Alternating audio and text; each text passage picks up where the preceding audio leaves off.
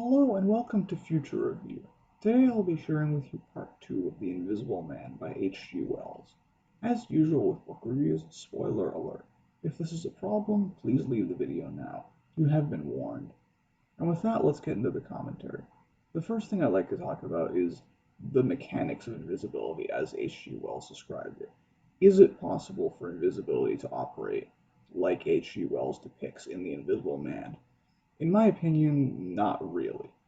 The way H.G. Wells depicts invisibility in the book is Griffin makes his tissues, all the tissues in his body, transparent so that light doesn't interact with them, thus meaning people can't see him.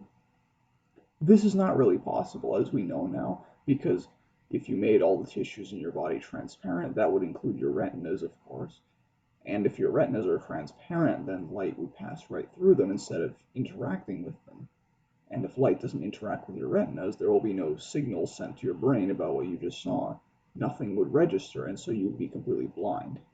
We know this by now, and so the fact that becoming invisible like this would make you completely blind means that this is not really an appealing option for invisibility, and so would likely not be pursued, because why would you become invisible just to become blind?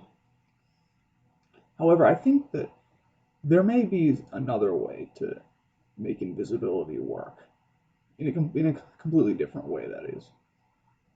Remember in Mission Impossible 4 when Ethan Hunt is infiltrating the Kremlin and he gets to the archive room?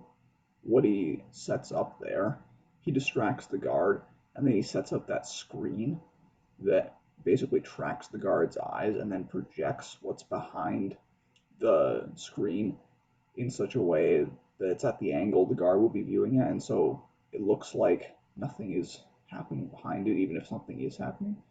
I think that's the way that invisibility may be possible with some advanced technology. Because imagine a device like that, instead of just a screen to fool one person and to allow infiltration, imagine a device that can do that, but from all angles. Like, you look at it from the right, and it shows you what would be on the left, and it projects that outward, so you think that there's nothing there. And you look at it from a 30-degree angle, it shows you what's at a 210 angle, and so on, from all angles. So like a combined camera and projector. And I guess in that way, a device like that would not be strict invisibility because the person inside of it would be unchanged, but it's more like a cloaking device. Perhaps that's a better way to think about it. Although it has the effect of invisibility so long as there isn't some other way to detect it, like footsteps or that sort of thing.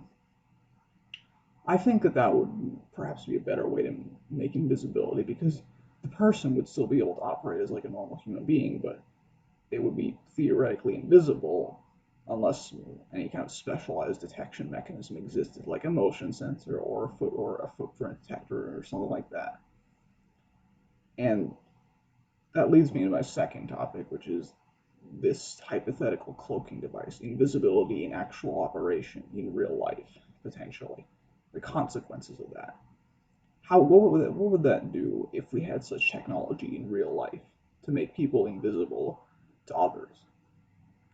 And I think that depends on whether this technology is or can be mass produced, because if this technology, for instance, can be mass produced, that might lead to the greatest consequences, because obviously a lot of governments will be interested in that kind of technology to give to their informers and their intelligence agents, because you can imagine the results that an agent or an internal police force could get if their agents could be, invisible. I mean, the idea of a secret police that they can be anywhere watching you at any time would be amplified 1,000-fold if their informers could literally be anywhere and you wouldn't be able to see them. That would really make them that much more effective at their job repressing people, and because that idea that they could be watching you at any time, there will be no escape from it. And the same thing with intelligence services. That would be very useful to an intelligence service, that your agents can hide in plain sight, even more literally than before, without actually needing to even blend in with the population per se. And of course, this would trigger an arms race of detection and improving the cloaking device. And the implications of that, I'm not sure because I'm not exactly that well versed in intelligence techniques and all that. And I guess the other possibility is that this device can be mass produced. And if that's the case, I think it would have the most profound impact on war because you could outfit your soldiers with that, and that's probably where it would be most important because it would revolutionize war in a way that I don't think any other device ever has because all tactics that we've devised over millennia would become useless because what good is tactic and strategy if you can't see your opponent at all? War would basically become completely asymmetric because you can't actually see your opponent, so you can't fight them directly at all. It would become completely guerrilla warfare, where again you get an arms race of tracking and cloaking. And the main thing to do in war would be to somehow draw your opponents, like say make them step on a leaf or something, so it crackles them up. That's you found them, and then you can destroy them or whatever. But that would be the nature of war, rather than any kind of direct engagement. It would be completely asymmetric. And you can imagine the results of that. It would probably lead to a very unsafe world because a special forces team, for instance, with that kind of technology, would have their effectiveness amplified like the Informer 1,000-fold, giving that much more power to those who give them orders. And in either case, Griffin's reign of terror could be made real because of the fact that anyone with that cloaking device could terrorize anyone who doesn't have it and doesn't have any means to detect them. So, in either case, I don't think it would be very good for the world, so it's kind of good that we don't have that technology. And the third thing I'd like to talk about with the Invisible Man is the downsides of invisibility, even if we had it. Because Wells goes into that a lot in The Invisible Man, and he has a very strong point with that, which is that there are some serious problems with invisibility.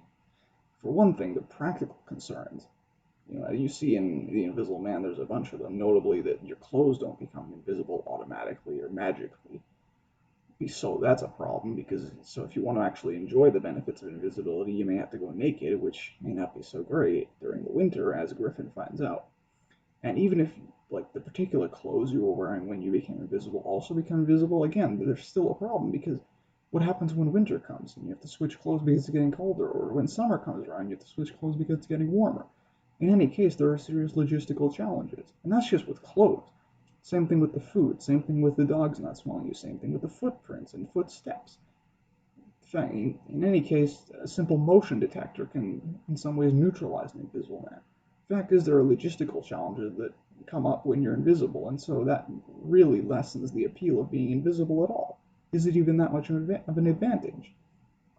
And I think another thing to keep in mind, something else that Wells talks about and is central to the later part of the book, is the mental effect that invisibility might have on a person. Humans are social animals, and being invisible would essentially deprive you of all normal interaction with other people. You can't look people in the eye, they won't acknowledge you immediately, and even during conversation, there's going to be a strong tinge of awkwardness in any case. That's going to take a toll on a person, as we know from people who are deprived of this interaction with other people. It's much worse with invisibility because there's no way to turn it off. It's just how it is. It's your life now. And indeed, in The Invisible Man, Griffin just slowly becomes more and more deranged and unhinged until eventually he thinks the reign of terror he doesn't even really justify it, he just wants to do it because it's not even really stated. And I think that, me being an armchair psychologist here, that perhaps Griffin's reign of terror was just a way for him to get some acknowledgement, to force people to see the Invisible Man in some way. And you can imagine the results of this with a lot of invisible men running around. It's not ideal. You might actually contribute to a lot more neurosis and psychosis there. And so I thought that that was something interesting and important that Wells pointed out in The Invisible Man. And that just about concludes everything I was interested in The Invisible Man, the potential of invisibility, good and bad. If you enjoyed that, please remember to like, comment, and subscribe. And until the next video, goodbye for now.